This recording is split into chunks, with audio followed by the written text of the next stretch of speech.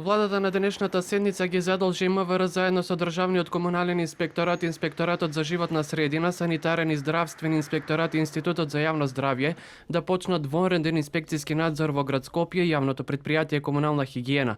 Откако градот со месеци е затрупан со смет и отпад, а граѓаните алармираат секојдневно за проблемот. Се задолжува и Министерството за внатрешни работи во соработка со надлежните институции, а се укажува на град Скопје сектор инспекторат да постапат согласно своите законски надлежности и да го испитаат работењето на ЈП Комунална хигиена Скопје и градоначалникот на градот Скопје во врска со несобирањето на комуналниот отпад, кој предизвикува опасност по здравјето на луѓето. Од обвинителството велат веќе се проверува работата на јавното комунално претпријатие. Јавниот обвинител издаде наредби до МВР и до други надлежни органи за итно постапување и проверки во однос на работењето на ЈП Комунална хигиена. Доставени се барања до комуналните инспекцијски служби да извршат вонреден надзор и да констатираат моментална состојба. Паралелно МВР е задолжено во соработка со градските и државните инспекции да ги испита постапките на град Скопје и на јавното претпријатие Комунална хигиена, како и улогата на градоначалникот Данела Арсовска во ситуацијата со несобирање на отпадот. Според МВР, несобраниот отпад представува директна опасност по здравјето на граѓаните.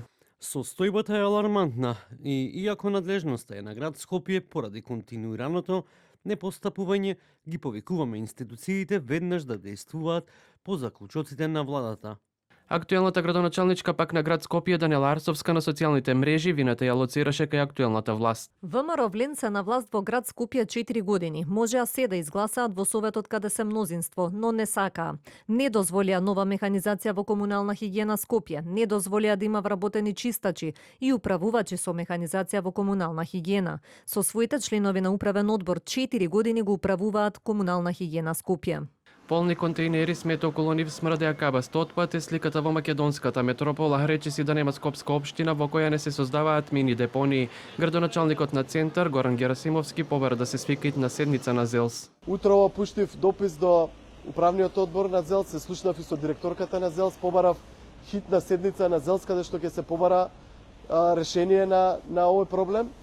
Разговарав и со неколку мои колеги каде што побарав дополнителна механизација за да го отстрануваме самите сметот, но еве јавно ја повикувам и владата да размисли за вонредна ситуација, поради тоа што јавното комунално претпријатие и градот изминатите 5 дена воопшто не се појавува на територија на општина Центар за да го отстрани сметот од контейнерите. Председателот на ЗЕЛС Орце Ѓорѓевски за телевизија 24 вели дека е закажан вореден состанок на организацијата за утре.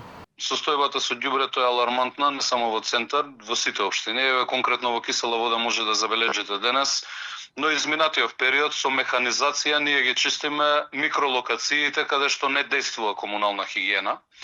А граѓаните добро е да се напомене дека плаќаат за сето тоа уредно на комунална хигиена и проблемот не е само како што кажав во Центар, во сите скопски општини не е само сега, туку е цел изминат период. Јас веќе стапив во комуникација со колегите градоначалници, меѓу кои со колегата од Центар и утре ќе ги донесеме заклучоците по седницата, односно по состанокот на ЗЕЛС. Граѓаните револтирани велат состојбата е неподнослива, мора да се најдат итни решенија. Што да кажеме, гледате и сами каков е градот, ова е жива катастрофа, значи вака не се живе, ова е болест што се шири, не е само на еден дел, цело Скопје е катастрофа. Доволни сме, помина изборите, пак ѓубре пливаме у ѓубре. Што да кажеме понатаму? На кого да веруваат граѓаните на Скопје? Ѓубрето еве се гледа, ништо. И пред избори и сега после избори иста работа. И додека одговорноста за проблемот со сметот низ скопските улици се префрла од едни на други, единствено населението ги трпи последиците. На одредени локации целосно се блокирани и тротоарите со што граѓаните се приморани да се движат по улиците и загрозувајќи ја својата безбедност, но и на учесниците во сообраќајот.